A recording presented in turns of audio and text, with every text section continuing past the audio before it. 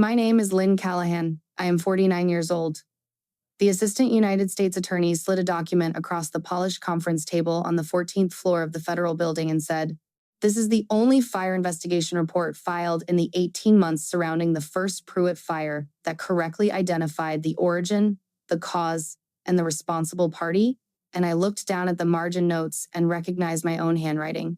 I had written those notes standing up because sitting had already started to hurt my back. I had written them the same week my husband told me I was becoming someone he did not recognize. I had kept that document in a manila folder, in a storage box, for 8 years, which meant I had moved it twice, which meant some part of me had always known there would be a day when someone with authority would need to see it. What I did not know, until the prosecutor slid a second set of documents across the table, was that my captain had not overturned my report because he believed I was wrong. He had overturned it because a man named Gerald Pruitt had paid him $62,000 to make it disappear. A woman named Diane Torres was dead. She had been in the second building when it burned. My ex-husband had introduced me at Sophie's high school parent night 3 months earlier by saying, "This is Lynn. She used to be a fire investigator before." And then he had paused. And in that pause, he had said everything he intended to say about who I was and what had happened to me and why. I had watched our daughter look at her shoes. Now, the prosecutor was asking me if I was prepared to testify, and the handwriting in the margins of my own report was looking back at me like something I had written to my future self, and I understood, for the first time in 8 years, that I had been right about everything from the beginning, and that the pause in my ex-husband's sentence had been the sound of a lie that someone else had placed inside our marriage. I grew up in a working family in a mid-sized city in the Midwest, the second of 3 daughters. And the relevant thing about my upbringing is not the specific address or the school I attended, but the particular way my family talked about competence, which was that competent people did not announce it. My mother was a hospital nurse for 31 years. She worked pediatric cardiac care, which is one of the most demanding specialties in nursing, and she described herself always as lucky. Lucky to have the job. Lucky to have good colleagues. Lucky when a child did well. She never said skilled or proficient or expert. Never said, "I did this" or "I figured out that." She used the passive voice the way other people use breathing, automatically and without noticing. My father was the same. He was a structural estimator for a commercial contractor, which meant he spent his working life calculating what things cost and whether the numbers were right, and he was very good at it. And he never once said so in any sentence that had the word "I" in it. I was their daughter in more ways than I knew. I absorbed the grammar of self-effacement so completely that it became invisible to me, and I carried it into every workplace I ever entered. And for most of my career, it did not hurt me because my work was visible and documented and the record spoke. What I did not understand until my record was silenced was that I had never learned to speak for myself in the language that institutions and marriages require when the record is taken away. I got into fire investigation the way most people get into it, which is sideways. I wanted to be a firefighter. I applied at 22, passed the exam and the physical testing, and started as a line firefighter at a station on the east side of the city. I was one of 3 women in a house of 24. I was not the first female firefighter the department had seen, but I was new enough that I was still a thing people had opinions about. And I learned early that the opinions would not change based on anything I said and would change based on what I did, which suited my family's grammar perfectly. I did the work. I did it without announcing it. After 4 years, I was given the option to test for investigation certification, and I took it, and I passed, and I transferred into the investigation unit, and I spent the next 13 years doing the job that made sense of everything I had been training for. Reading fire, reading what it left, finding the truth inside the debris. The thing about fire investigation that television gets almost entirely wrong is the silence of it. People think of fire as loud, which it is when it is happening, but the investigation happens in the aftermath, in the cooled and quieted building, where the only sounds are the investigator's own movements and the occasional settling of compromised structure. I spent hundreds of hours in that silence over my career. There is a meditative quality to it that I have never heard anyone in the profession describe publicly, possibly because the job does not invite that kind of language. But it is real. You are in a space that has been completely transformed by an event that lasted hours. The transformation is total and also, if you know how to read it, entirely legible. Every fire tells you what it did and how. Every fire, if you are patient enough and precise enough, tells you where it started and why. Accidental fires have a grammar. Deliberate fires have a different grammar. Once you have read enough of both, the difference is not ambiguous. The difference is clear. I spent 17 years being unambiguous about it, and then I filed a report that I knew was right, and an institution I trusted buried it, and that is when the silence of the work became the wrong kind of silence entirely. I met Dennis at a department function in the spring of what would turn out to be the best year of my 30s. He was not a firefighter. He was a project manager for a commercial construction company that had been brought in to do a remodel on the station building, and he had come to the dedication ceremony because his company was on the invite list, and he was the kind of person who showed up to things because showing up was, in his understanding, the foundation of how professional relationships worked. He was 35 and certain in the pleasant way of a person who has not yet encountered the experience that will complicate that certainty. He had a good laugh. He listened well when the conversation was professional. He was kind to people in service roles, which I noted because I had noticed that unkindness to service people is one of the early markers that something is missing in a person. I married him 3 years later, and I do not regret having married him because the marriage produced Sophie. And Sophie is the part of my life that I would not trade for the professional vindication or the restored record or anything else that has happened in the last 8 years. What I regret is simpler and harder to say. I married someone who believed that institutions were basically reliable, and when an institution failed me, he could not locate the version of me that had been failed. He could only locate the version that kept saying there was a problem. Sophie was born in the 6th year of our marriage. She came into a house that was functional and warm and full of the ordinary arrangements of 2 working parents who had built something that required constant maintenance. Dennis traveled for work occasionally, 3 or 4 days at a stretch, and I covered in those periods with the kind of seamless competence my mother would have called lucky. Sophie was a good child, which is a small and insufficient thing to say about a person, but in the specific way I mean it, she was good. Which is to say, she paid attention to things, she noticed the texture of situations, she was capable of sitting with something uncomfortable without immediately needing to resolve it. She was, in those early years, my favorite person in any room I was ever in, and I say that knowing how it sounds, and I mean it precisely. The 2015 floor collapse happened in March. I was working a residential fire in a 3-story building of older construction, the kind where the floor joists have been stressed by decades of water infiltration that no owner ever properly addressed. I was on the 2nd floor doing initial pattern documentation, kneeling to photograph a char distribution at the baseboard when the section under my left foot gave way without warning. It was not a full collapse, which is what saved me. I went down about 4 feet before I caught a joist with my right arm and torso. The catch was the problem. My lower back took the full rotational impact of a body stopping suddenly at an angle, and the result was the kind of damage that does not show cleanly on imaging but announces itself reliably every morning and every time I kneel for too long and every time I drive more than an hour without stopping. The official report said, lumbar strain with soft tissue involvement. The unofficial reality was that I spent 6 weeks managing pain that was present every hour and spent the next 2 years managing a lower level of it that was present most hours, and have spent every year since then paying a sliding scale price that I have become expert at negotiating with. My back is not a disability. It is a daily negotiation. It shaped the physical texture of everything I did in the investigation work that followed, and in the years after, and it is with me now, in the way that old injuries are, with the people who carry them, as information about the body's memory of what the work cost. Roy Stander had been my captain for 11 of the 12 years I spent in the investigation unit.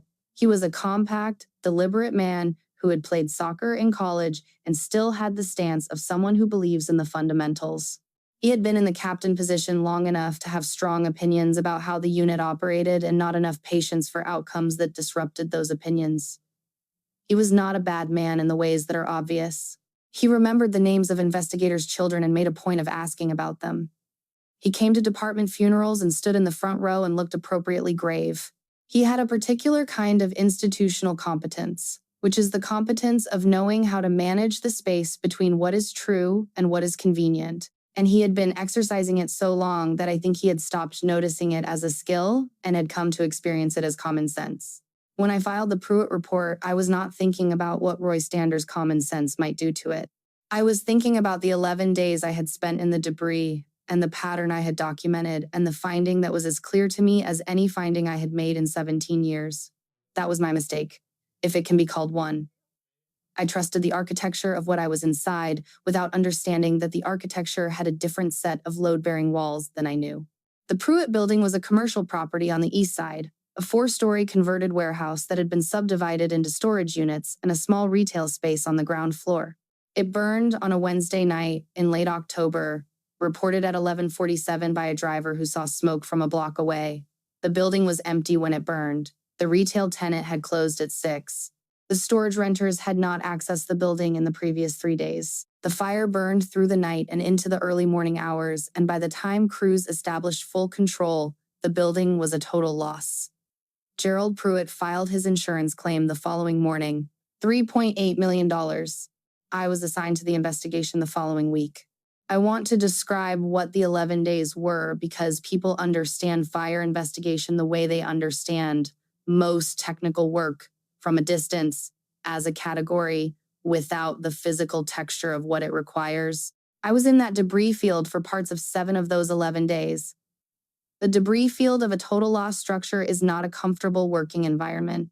The material underfoot is unstable, variously compacted and fragile, and navigating it without disturbing evidence requires a kind of controlled physical patience that does not come easily, and that my back was particularly direct about reminding me of.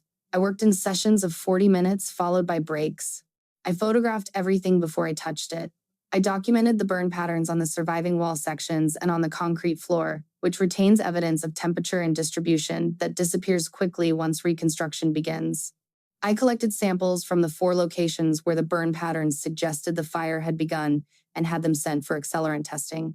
I interviewed Gerald Pruitt at his attorney's office on day 3 and again on day 8. He was a practiced talker, the kind of person who speaks in paragraphs and keeps his hands still while he does it, and the paragraphs were consistent across both interviews, which is not necessarily a sign of truth, but is a sign of preparation. I pulled his financial records through the proper channels. It took 6 days to get the relevant documents. What I found was a property that had been declining in revenue for 5 years, anchored by a retail tenant whose lease was coming due and who had already communicated in an email that became part of the evidentiary record later that they would not be renewing. The storage unit occupancy had dropped from 83% to 61% over the same period. Gerald Pruitt's personal financial picture, which I accessed through the business records that legally mirrored his ownership structure, showed a man who had been drawing down against the property's equity for 3 years to maintain a personal lifestyle that the property could no longer support. The commercial insurance policy on the building had been increased 18 months before the fire. The beneficiary on the business interruption rider had been modified 14 months before the fire.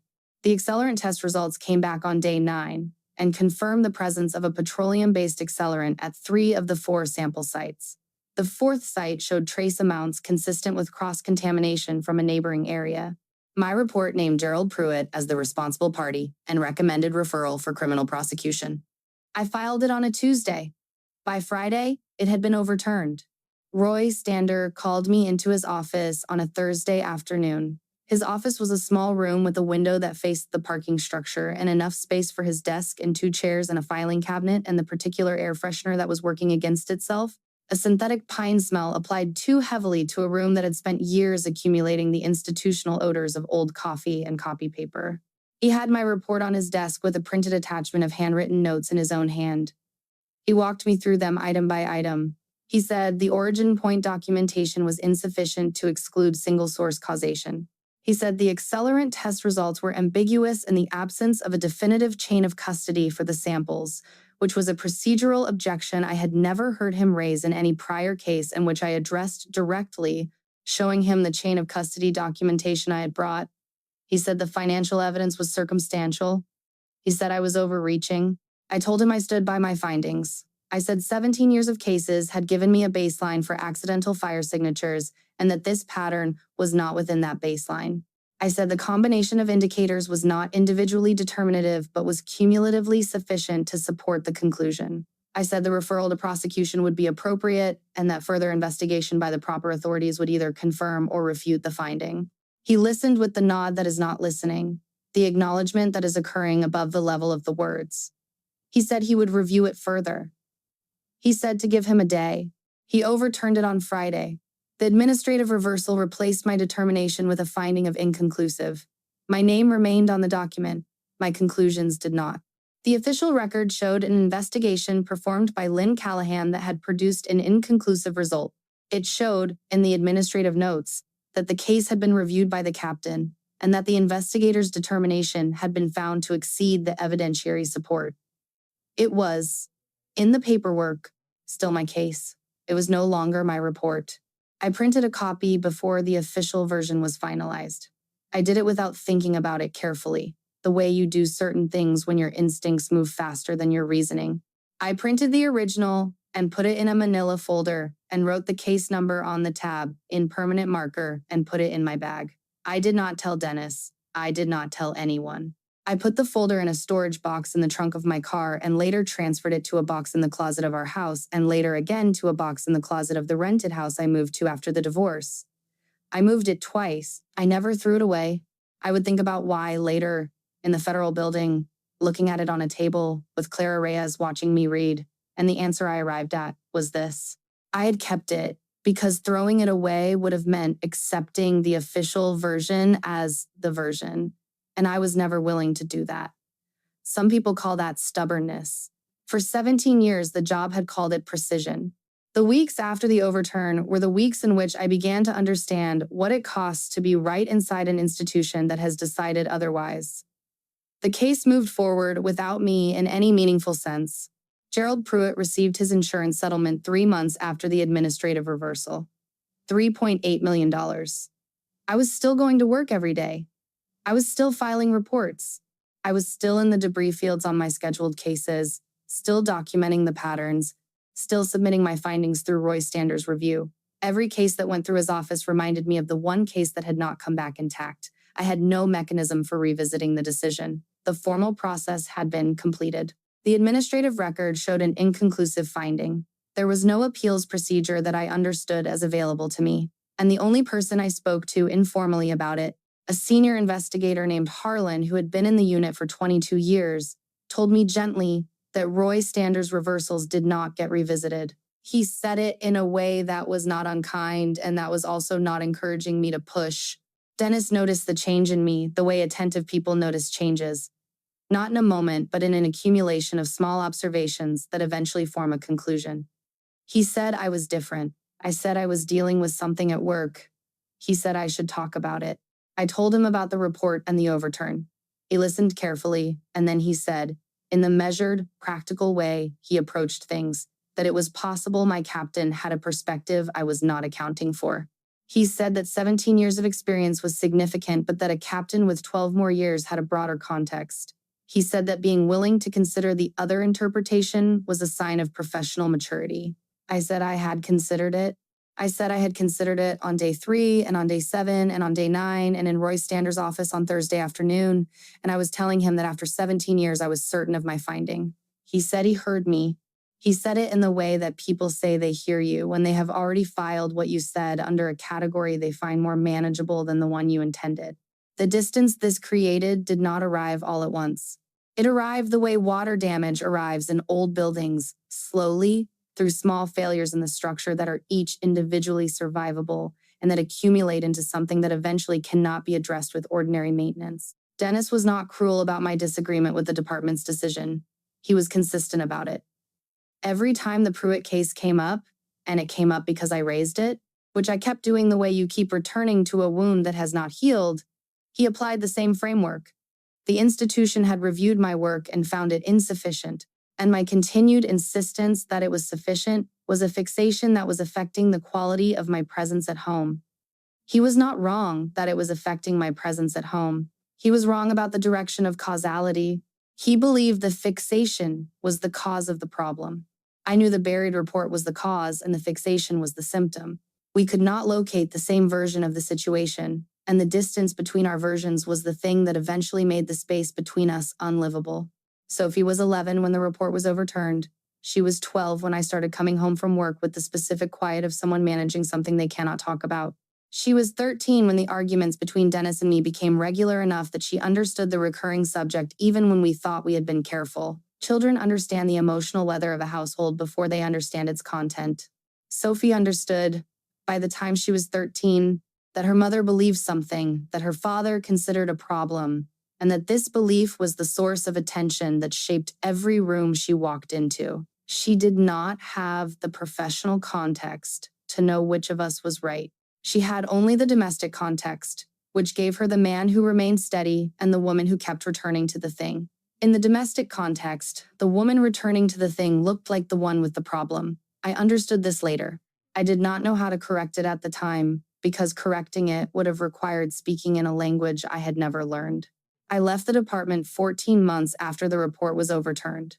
I want to be precise about what happened in those 14 months because leaving is often described as a decision when it is usually an accumulation of small conditions that make staying no longer sustainable. I went to work every day.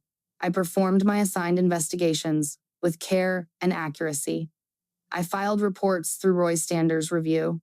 I watched 3 cases come back with revisions that I had never seen applied to the same work before. My profile changed inside the unit, and I documented my original findings in private the way I had documented the Pruitt finding, not because I believed anything would be done with the record, but because keeping the accurate version felt like the only form of professional integrity available to me.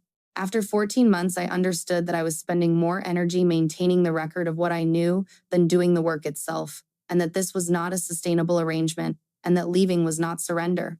It was the acknowledgement that staying inside a system that had demonstrated it was capable of burying the truth was costing me something I was not willing to keep paying.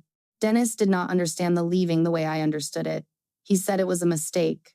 He said I was letting one case define my entire career, which was not quite right. I was letting the system's response to one case define whether I could keep operating inside the system with my professional judgment intact. He said I should think about Sophie and about our financial situation and about what I was walking away from. He was not wrong about any of the practical elements. I had walked away from a pension and a steady income and the institutional identity that 17 years of service had built. He was wrong about the central thing, which was that staying would have been a different kind of cost. A longer and quieter and ultimately more total one. And I had run the calculation and found the leaving cheaper. We were divorced 11 months later. The marriage did not end in a scene. It ended in the quiet defeat of 2 people who had been trying for 2 years to locate the same version of what was happening and had concluded that the versions were irreconcilable. Dennis was not vindictive in the divorce. He was practical, which is his nature, and the practical reality was that Sophie was 14 and her situation needed to be stable. And stable meant the house and the income and the schedule that Dennis could provide, which I could not yet provide. I did not contest the primary residency arrangement. I understood the reasoning, even when the understanding cost me something daily. Sophie spent weekends with me in parts of the summer, and the rest of the time she was in the house where I was not, growing through the years of 14 and 15 and 16 with the version of her mother's story that the household had developed, which was the version in which I had gotten something wrong and been unable to accept it, and that inability had cost everyone something. I did not know how to correct the version from the outside. I could only build my actual life and wait for the correction to arrive through evidence, which is what I had always believed in and which, for a long time, seemed naively optimistic. I built the consulting practice over 4 years. The early period was difficult in the specific way that the early period of a new professional life is difficult, which is that the infrastructure of a career does not transfer. The department had given me a professional identity, a caseload, a building to work from, colleagues who understood the language. Working independently meant starting the credibility from scratch, which I was in my mid-40s and had to do while managing back pain and a reduced income and a living situation that was a rented house in a neighborhood where I knew nobody.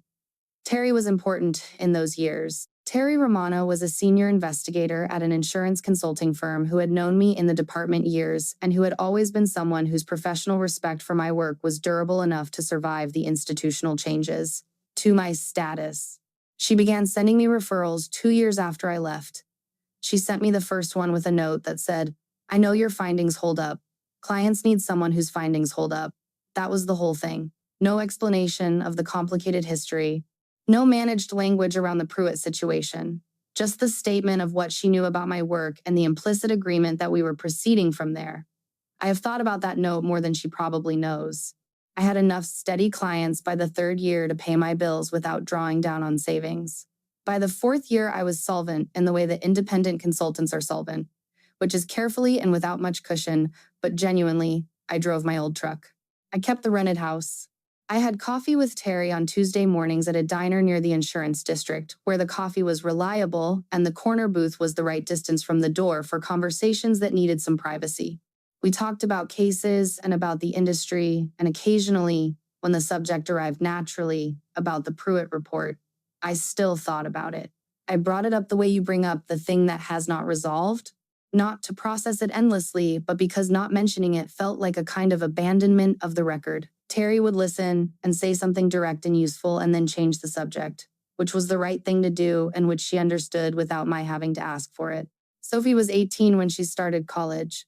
She was studying environmental science at a state university 2 hours away, which meant that our relationship moved into the form it takes when a child is no longer geographically anchored and is building a life that does not rotate around either parent. We had good conversations on the phone. We had less easy in-person time, which was partly the distance and partly the accumulated awkwardness of the years we had spent with the wrong version of the story in circulation. She called me on her birthday and on holidays, and occasionally in between, when something at school reminded her of me, or when she wanted a perspective on something professional. Those calls were the best parts of those years. They were the evidence that the relationship was still there underneath the damage, waiting for something to clarify it.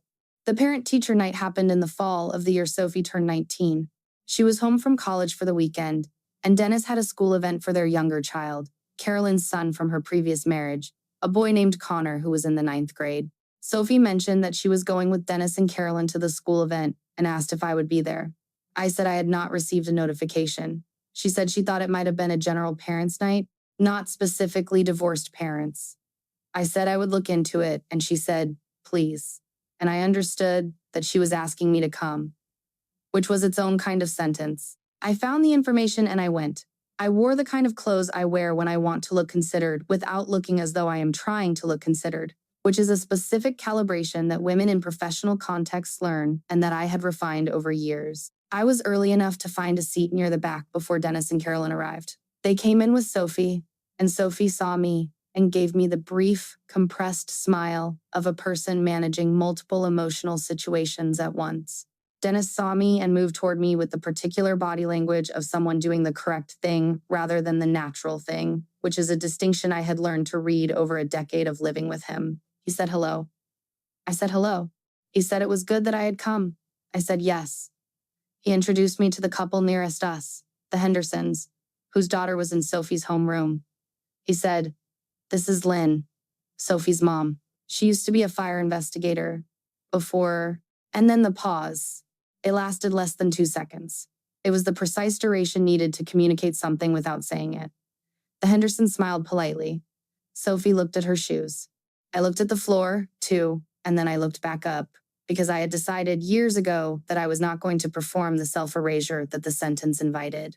I said, "I do fire investigation consulting now, actually, insurance and litigation work." The Hendersons said that sounded interesting. Dennis smiled in the way that contains no warmth. The conversation moved on. Sophie was still looking at the floor. I drove home in my truck afterward, and I sat in the parking space outside my rented house, and I thought about the parent-teacher night for a long time. I thought about Dennis's pause. I thought about Sophie's shoes. I thought about the sentence before that was not finished but that had been completed anyway, in the silence, in the particular accent of a man who had spent 8 years developing a narrative and had refined it into a single word. I thought about the report in the box in my closet, the one with my handwriting in the margins, the one that said what I knew and when I knew it. I thought about Gerald Pruitt and $3.8 million. I thought about what it would take for the record to correct itself, and whether I would be alive to see it, and whether it would matter to Sophie by the time it happened. 3 months later, Clara Reyes called. The second Pruitt fire had happened in July, 2 months before the parent-teacher night. I had not connected the two events in my conscious thinking, but I had thought about Gerald Pruitt continuously for 8 years, and the second fire had been in the local news with his name attached, and some part of me had filed it under the category of things that were not finished, rather than things that were resolved. Terry called me the morning of August 10th, which was a Monday, and said, "Lynn, there is a fire case I need you to see before you hear about it from someone else." She said it like that, which told me before she said anything further that it was going to matter.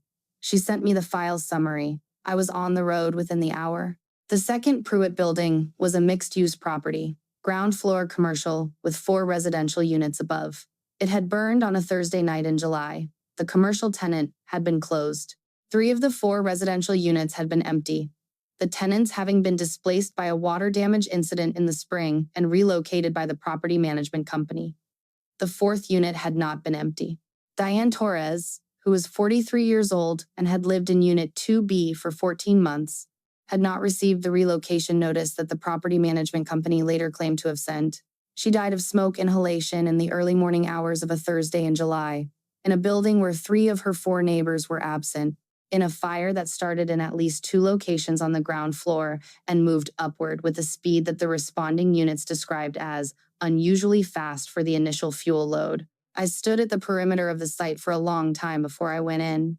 The debris field was 3 weeks old, which meant that some of the most legible early evidence had been disturbed by the insurance company's preliminary inspection and by the structural shoring work that had been done to stabilize the building for access.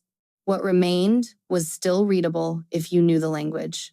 The low burn patterns on the ground floor walls, the distribution of char across the floor surface, the 2 distinct origin areas separated by a space that no accidental fire path would have crossed without leaving connecting evidence. I knew what I was looking at before I touched a single sample. I knew it the way I had known the first time, standing in the first building 8 years earlier, before anyone had told me what to look for and before the result had been assigned by anyone other than the physical evidence itself. I prepared my report for Terry's firm over the following week. My findings named Gerald Pruitt and recommended referral to law enforcement and the district attorney's office. This time, the report was not suppressed. Terry's firm submitted it through their channels. The police investigation opened within the week. What I did not know, and what I did not learn, until Clara Reyes called me in October, was that Diane Torres had not died simply as a consequence of being the wrong person in the wrong building. Diane Torres had been a former bookkeeper for a commercial real estate company connected to Gerald Pruitt's holding structure. She had discovered, in the course of that employment, records that documented a pattern of deliberate property destruction and fraudulent insurance claims stretching back 11 years across multiple counties. She had brought those records to a federal investigator 2 years before her death. She had been cooperating quietly with a federal investigation into commercial insurance fraud. Gerald Pruitt had known she was cooperating. The fire in July had been, as the federal prosecution would later characterize it in their indictment, both financial fraud and deliberate elimination of a witness in a federal investigation. Diane Torres had died because she knew something. She had died in a building that a man had set on fire for money and silence, and the fire had been recognizable to me before I knew any of that context because it spoke the same language as the first fire 8 years before, and I had always known that language. Clara Reyes introduced herself on the phone as calm and prepared and clear, the way federal prosecutors are clear when they have thought carefully about what they need to say. She said her office had been working backward through Gerald Pruitt's property holdings and associated records and had found, in the administrative files of my former department, documentation of an investigation performed by an investigator named Lynn Callahan that had been subsequently overturned at the captain level. She said the investigation was the only contemporaneous investigative document from the first Pruitt fire that correctly characterized the origin, cause, and responsible party. She said she needed to meet with me in person. She said there was information about the overturn that she needed to share with me before she could ask me any questions about my willingness to testify. She said it in a way that suggested the information was significant. She said it in a way that made me understand. driving to the parking structure of my house that evening with the phone still warm in my hand, that something was about to change in the architecture of the last 8 years. I sat in my truck in the parking structure for 41 minutes before I went inside. My back was doing its medium day negotiation. The seat was the right height. I thought about the report in the box in the closet. I thought about the parent-teacher night and the pause in Dennis's sentence. I thought about Sophie's shoes. I thought about Diane Torres, who was 43 years old and had known something important and who was dead. I thought about Roy Stander's office and the air freshener. I thought about overreaching, the specific word, the number of times I had heard it in his voice and later in Dennis's and eventually in the version of my own internal narrative that doubt builds when the external world provides enough consistent material. I thought about my handwriting in the margins of the report I had kept. I thought about the physical fact of having kept it, twice moved and never discarded, and what that fact said about what I had always known. The federal building was quiet on the morning of my meeting with Clara Reyes. It had the particular institutional quiet of places that process serious things regularly and have developed a culture of controlled efficiency in response. I rode the elevator to the 14th floor and was met by a paralegal who brought me to a conference room with a window that showed the city below in the specific flatness of a gray November morning. Clara Reyes came in 4 minutes after I sat down. She was in her late 30s, a woman who had the quality of someone who had spent her career in rooms where the stakes were real, and it had given her a kind of compressed precision, every word considered before it was used. She had 2 files with her. She put them on the table between us without opening them. She asked me to confirm the timeline, when I had been assigned the case, when I had filed my report, when the overturn had occurred, and whether I had retained any documentation from the original investigation. I confirmed all of it. She said, "Before I show you what I have, I need to ask you about your relationship with your former captain."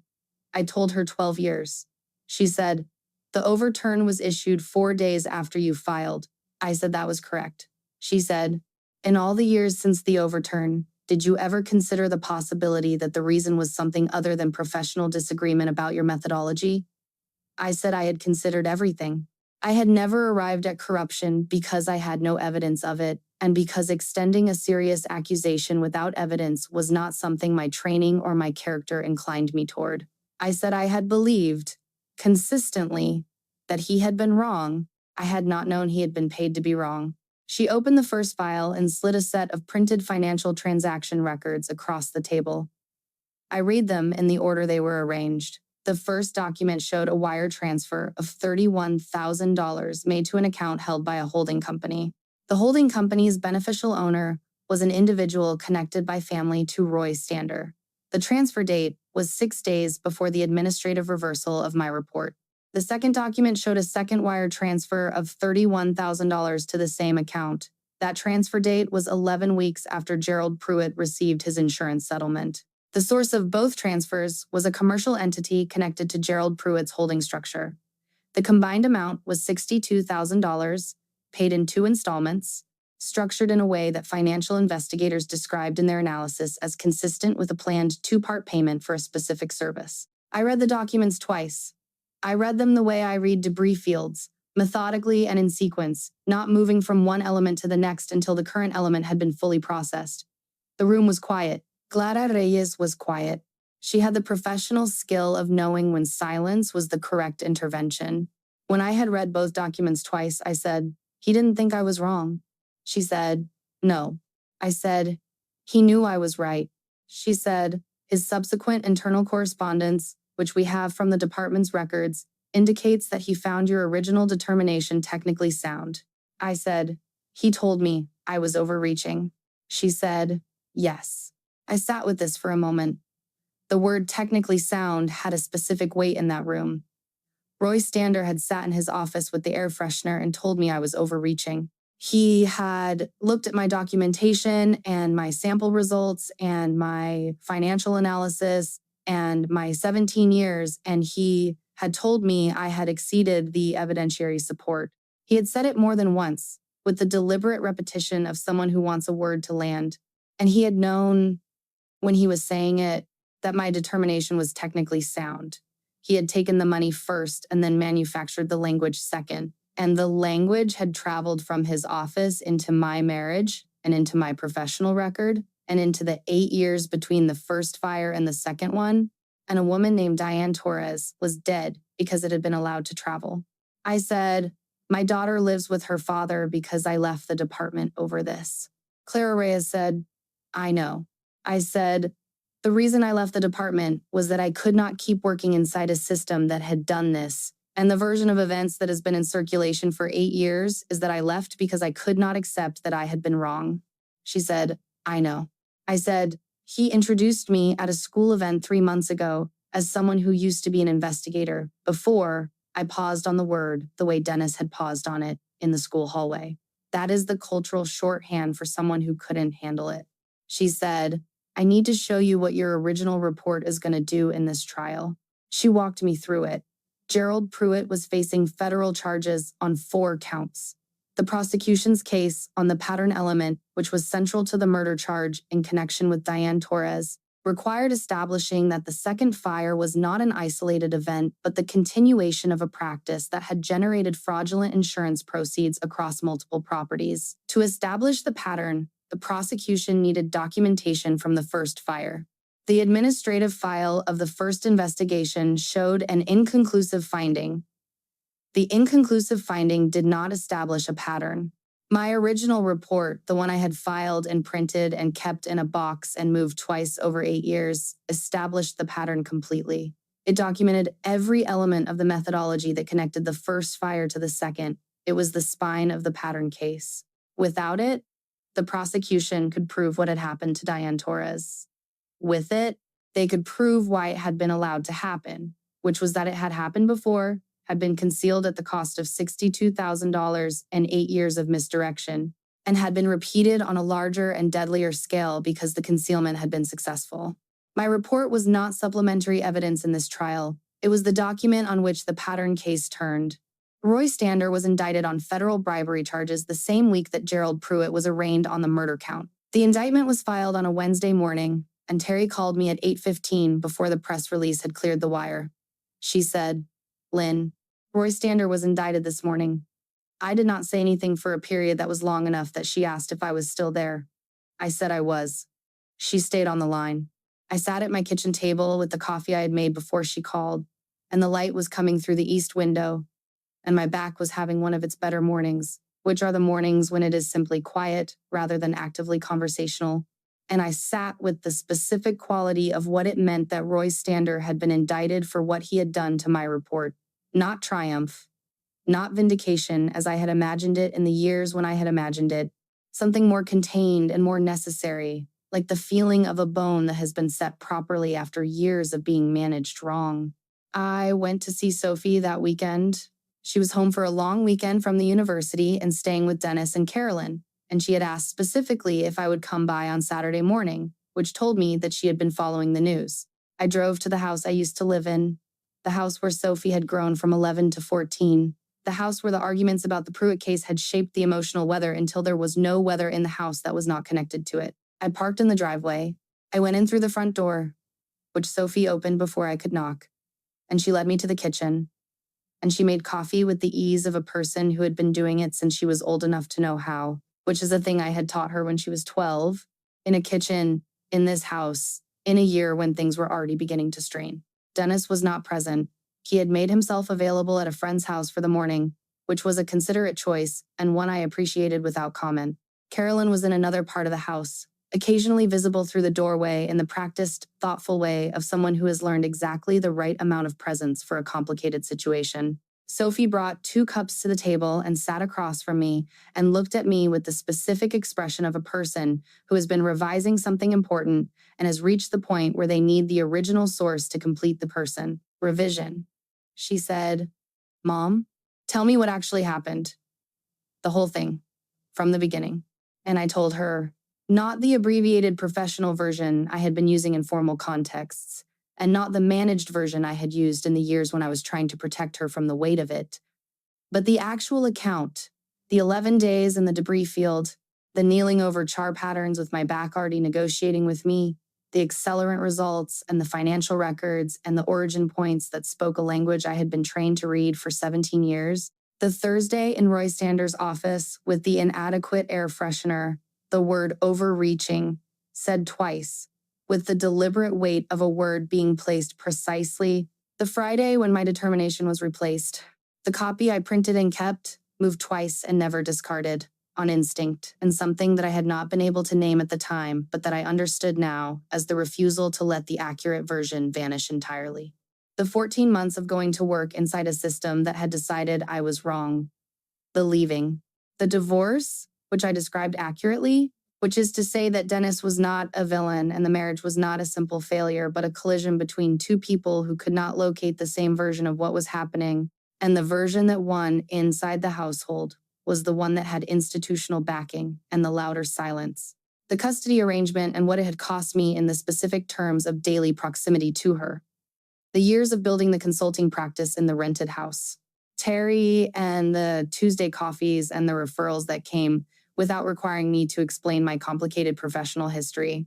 The second fire, which I had recognized from the exterior before I went inside. Diane Torres, whose name I said with the care it deserved. The phone call from Clara Reyes. The conference room on the 14th floor and the handwriting in the margins and the transaction records and Roy Stander's internal email that said the Callahan report was technically sound, but that political considerations required a different outcome. Sophie listened to all of it. She did not interrupt. I watched her face do the work of receiving a long account that contradicted the shorter account that had been in circulation for most of the years she had been old enough to understand it. It is a particular kind of revision. The kind that does not arrive with relief, but with the specific discomfort of having held the wrong version for a long time and now having to release it and hold the correct one, which is heavier in different places and lighter in others. She was doing that work in real time at a kitchen table with her coffee and the October light coming through the windows of the house where she had learned the original wrong version. I watched her do it and I did not rush it. When I had finished, she was quiet for a long time. Then she said, "He told me you quit because you couldn't handle the pressure." I said, "I know." She said, "He said the captain reviewed your work and found significant problems with your conclusions." I said, "Yes." She was quiet again. Then she said, "The captain took $62,000 to say your work had significant problems." I said, "Yes." She looked at her coffee. She looked at the table.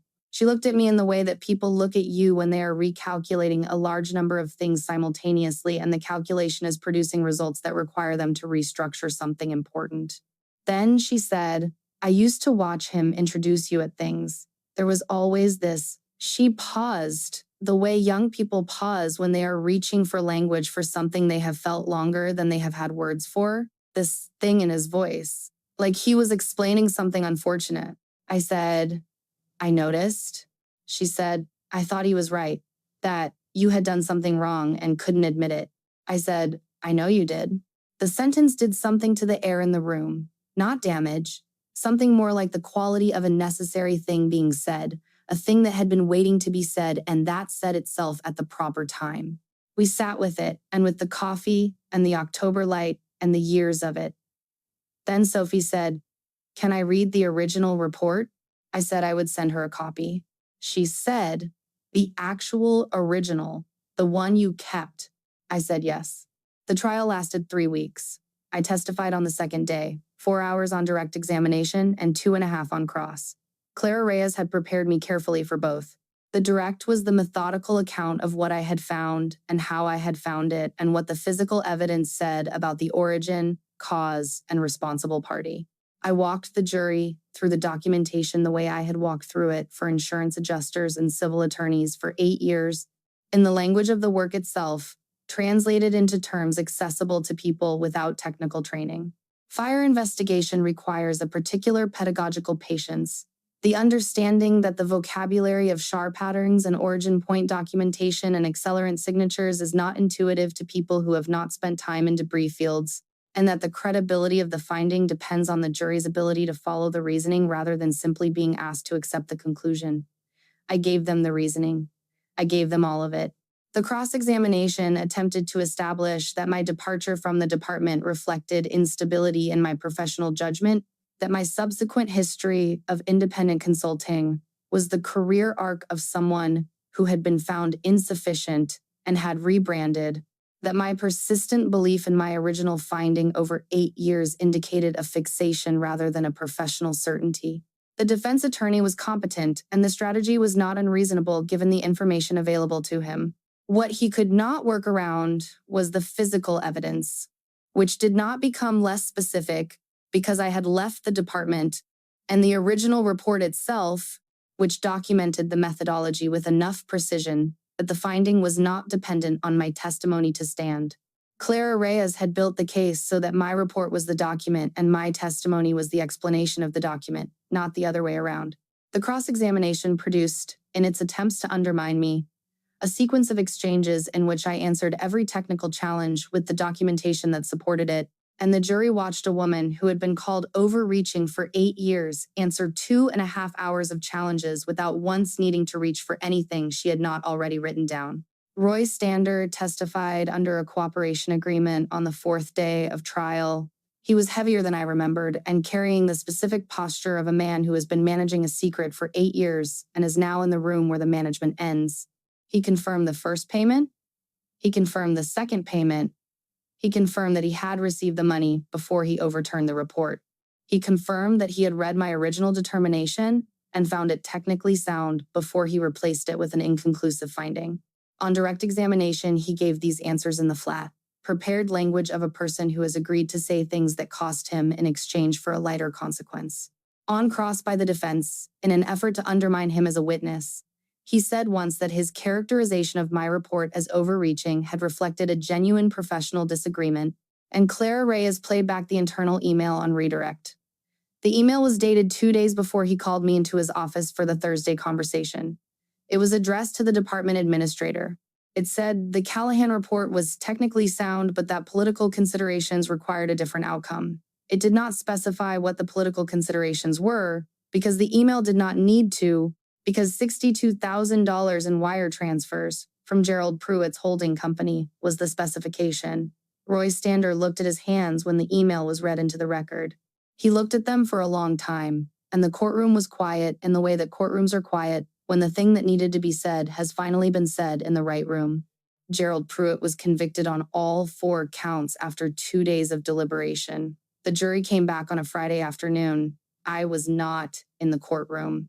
Clara Reyes had told me in our last preparation session that some people find verdict rooms clarifying and some people find them destabilizing, and that I should make the choice based on what I actually needed rather than what the occasion seemed to call for. I drove to a park near the river.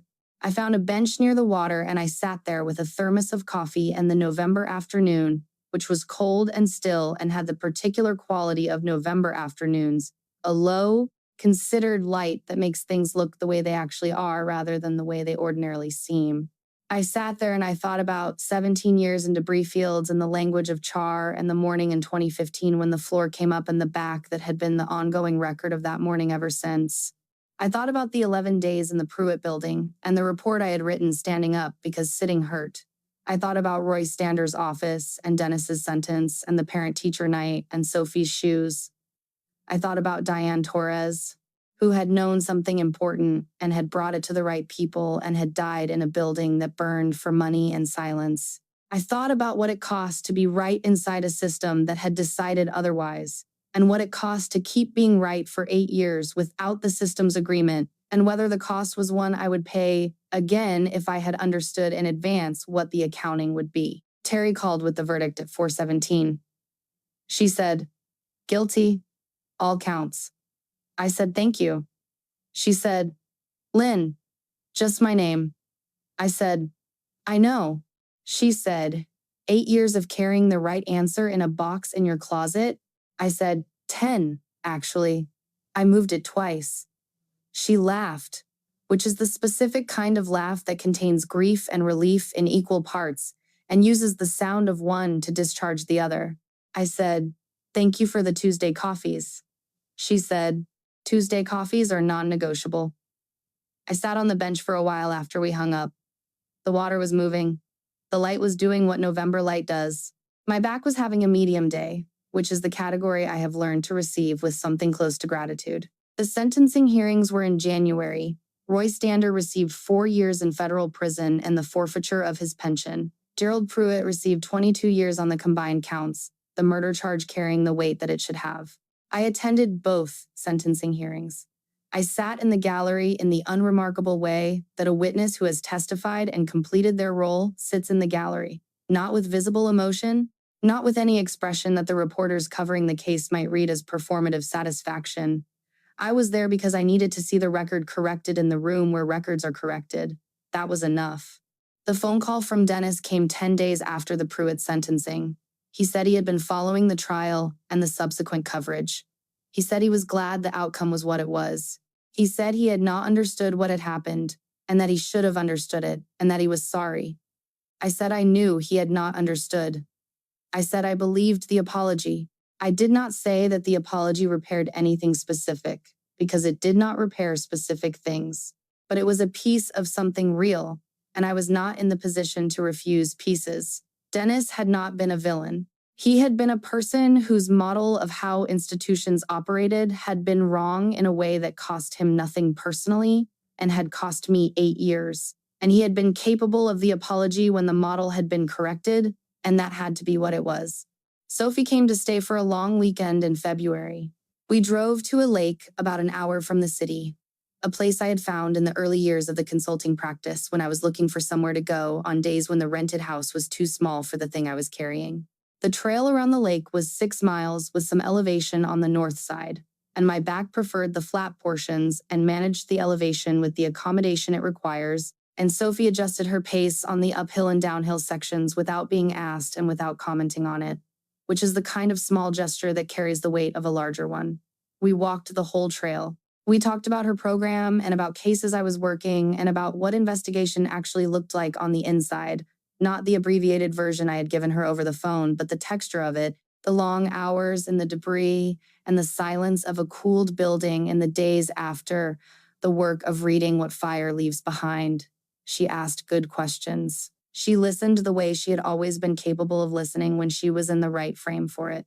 On the south side of the trail, where the path runs along the water and the view is clear in both directions, she said, "I owe you something." I said, "She did not." She said, "I spent 8 years in a version of our story where you were the one who got it wrong."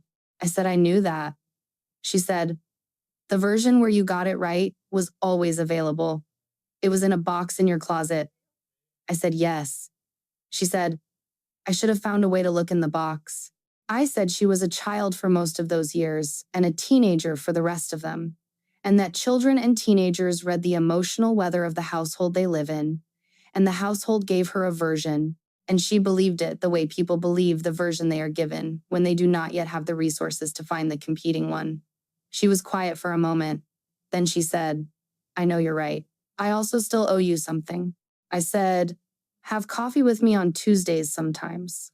She said, "That seems inadequate." I said, "It's what I've got." She laughed. And it was the kind of laugh that is not disguising anything, that is just the sound of two people who have found their way back to each other through a long route and are standing on the other side of it and are still there. The department's formal expungement of the administrative reversal was completed in March. The paperwork restored my original determination to the official record. The language Clara Reyes had described was included. My original finding had been subsequently validated by the full weight of federal investigation and prosecution. It was not a ceremony. It was a document filed in an administrative system. But the document said what it said, and the record now said what it should have said 8 years ago. And the difference between a record that says the wrong thing and a record that says the right thing is not nothing. In a field where the whole work is accurate documentation, in a life where the whole cost had been the gap between the accurate document and the official one, the closure of that gap was the thing. It was the specific thing. I went back to work the next morning. I had a case. A warehouse fire in an industrial district. Probable electrical. Possible not. The referral had come through Terry's firm with a note that said the insurance company wanted someone thorough. I put on clothes that would be dirty before the day was over. I put coffee in the thermos. I drove my old truck to the site, the one Dennis had always called embarrassing. The one I had kept because it was paid off and because the seat was the right height for my back, I parked and got out and stood at the perimeter and looked at what the fire had left behind. There is a particular quality to a debris field in the early phase of investigation. Everything that happened is still there if you know how to read it. The char depth and the burn pattern and the distribution across the floor, the origin point if you are patient enough and precise enough and willing to follow the evidence where it goes rather than where it would be convenient. It is one of the few places I have worked where the truth is physically present in the material, embedded and waiting, available to anyone who knows the language. She did not leave because she was wrong. She left because being right was costing her everything, and no one around her was willing to pay that price with her. 8 years later, the evidence agreed. What you know is not diminished by how long it takes the world to confirm it. The record was always there. It always said what it said. The only thing that changed was who, finally, was willing to read it.